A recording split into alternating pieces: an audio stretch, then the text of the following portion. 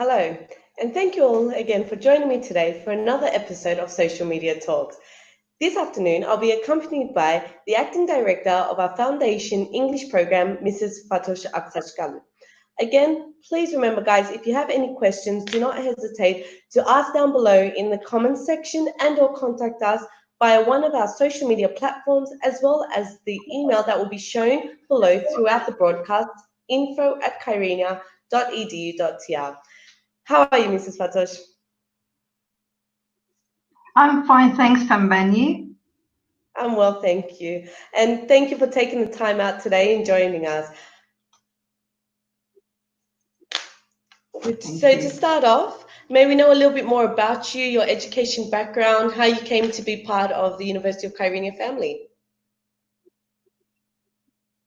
I was born in Cyprus and I'm originally from Cyprus. I grew up in Kyrenia and then I studied English language and literature at university. And after that, I took a CELTA course. It's a qualification for teaching English as a second language. And then in 2001, I started working as an English teacher, and I worked at the nearest university prep school for 13 years. And then I think it was in 2016, I got a job at the University of Kyrenia, and I've been working here for the last 4 years, and I'm really proud to be a part of the University of Kyrenia family. And I live in Kyrenia. I am married. Thank you. I'm married and I have 15 cats. Wow. And I like my job. Yes. And I know the students enjoy their time with you in classes as well. So can you tell me a little bit more about the Foundation English program? What is the purpose of this program? Well, Pembe, as you know, for most of our degree programs, the medium of instruction is English. Mm-hmm. So our designed to teach these students general English skills. We teach them grammar, vocabulary, listening, reading, writing skills, and we try to prepare them for their degree programs. Excellent. So it gives them the opportunity to actually study their desired department and field. Yeah. Great. And what are some certificates students may use to be accepted from the Foundation English program? Well, students who have achieved the required grade from some internationally recognized examination boards like IELTS, TOEFL, FCE, Cambridge, IGCSE, Edexcel, IGCSE can be exempt from the Foundation English program. Students can find detailed information about these certificates, exams, and the passing grade, the required grade on the university webpage. Because it is different for each test, it's different for each department. Yes, of course, and it will be different for undergraduate and postgraduate, say. Mm-hmm. Yeah, and also postgraduate students, of course.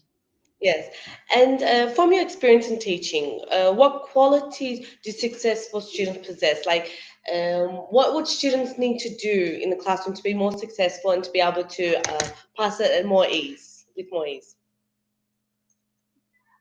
Well, I think the most important thing is the students should be self-motivated. It is important that they should know that they need English for their academic studies. And also they should be hardworking, they should be responsible, they should be eager to learn. And unfortunately, most of our students are those who have just left high school, so they're more like teenagers. So as teachers, we try very hard to motivate them, to encourage them, to support them, to make them realize that they really need English for their future careers, for their academic studies. Of course. And it always helps knowing another language, whether it is English or Spanish or whatever the language may be. No, it doesn't matter. Yes.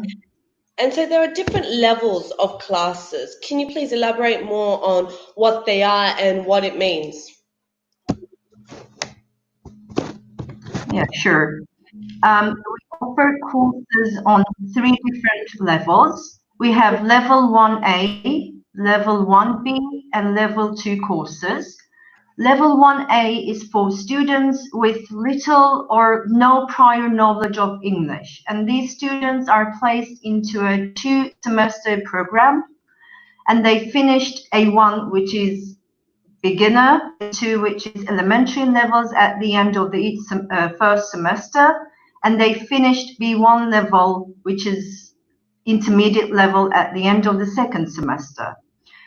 Level 1B is for students who know basic English. They are also placed in a 2-semester program, and they complete A1 level at the end of the first term, and they complete B1 at the end of the second term.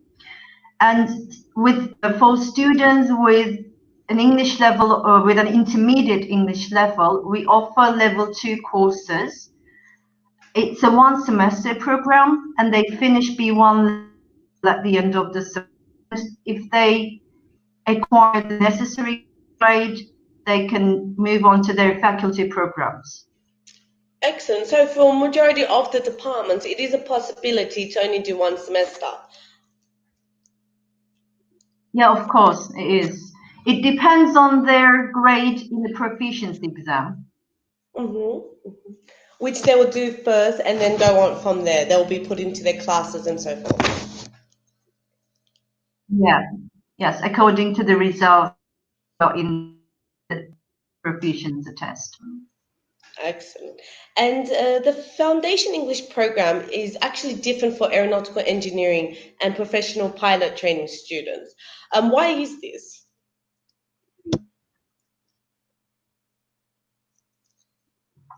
We offer these students aviation English courses because, just a second, please. No problem. The International Civil Aviation Organization requires a certain level of English for pilots and air traffic control officers. So we offer them aviation English courses in addition to general English courses, and we teach terminology in an aviation text by using grammar, listening, speaking, reading and writing skills, and so that they can pursue their degree programs more successfully. So they do English, general English courses and also aviation English courses. Okay. Because, you know, it is like communication is very important for the aviation industry, you know.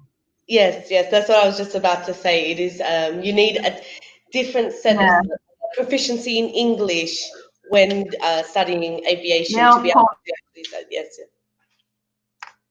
And some postgraduate they need upper intermediate level. Upper intermediate level, okay. Yeah, and so upper intermediate level. What's the goal for that to be to pass that?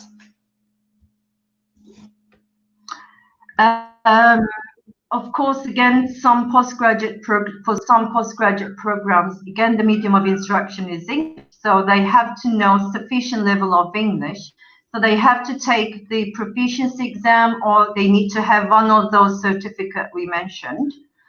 And for them, again, the passing grade is 70%, which is like B1 plus level. That is upper intermediate level. And of course, they need English to do assignments, to do research. Yeah, need a high level. Yeah. Sorry, Mrs. Patrick, I think you're cutting out a little bit because of the internet. Could you just repeat that last sentence for us? How you do for postgraduate, sorry? For the postgraduate students. Mm-hmm. Yes, because for most postgraduate programs offered by our university, the medium of instruction is English. And because these students have to do like lots of assignments, they have to do lots of research, they need to have some level of English to be able to do those. So that's why they have to score a minimum of 70% in proficiency exam to be admitted to their postgraduate degree programs. Of course. And so basically, to complete this program and to be able to move on to the desired department, the students will need to study whether the 1 semester or 2 semesters, depending on their proficiency in English, and pass their final exams and everything like that. And only then they'll be able to go on. Is that correct? Yes. Yes, that's correct. They have to complete the level 2 course. They have to complete that course. And the passing grade is different for each department. It is 75% for the Department of Pilot, so 75% for the Department of Pilotage. It is 70% for the Department of English Language and Teaching and postgraduate students, and it is 60% for the other departments. I see. And what should prospective students prepare themselves for when studying the Foundation English program before going into their desired departments? Well, they should know that it's not easy to learn a foreign language. It's quite demanding. So they should be prepared to work hard. They should be also eager to learn. As I said before, they should be self-motivated. And I think and also they should try to improve their English outside class. And they can do this like by communicating with people from other countries. They can do this by watching films in English with English subtitles. They can do this by like listening to English music, reading. But our students are, I think, really lucky because we have students from many parts of the world. Although most of our students are from Turkey or Cyprus, we also have students from countries like Ivory Coast, Nigeria, Bangladesh. So they have the chance to improve their English. They have the chance to speak it and to learn about other cultures as well. Yes, that is a big advantage. And also... Yeah. And also in Cyprus, they have the chance to speak English wherever they go. Yes, I was actually going to say that as well. Because Cyprus, we do have many nationalities here now, and also you'll find many people like myself and yourself that know English as a first language that they can communicate with. So it does, of course, make it easier for them.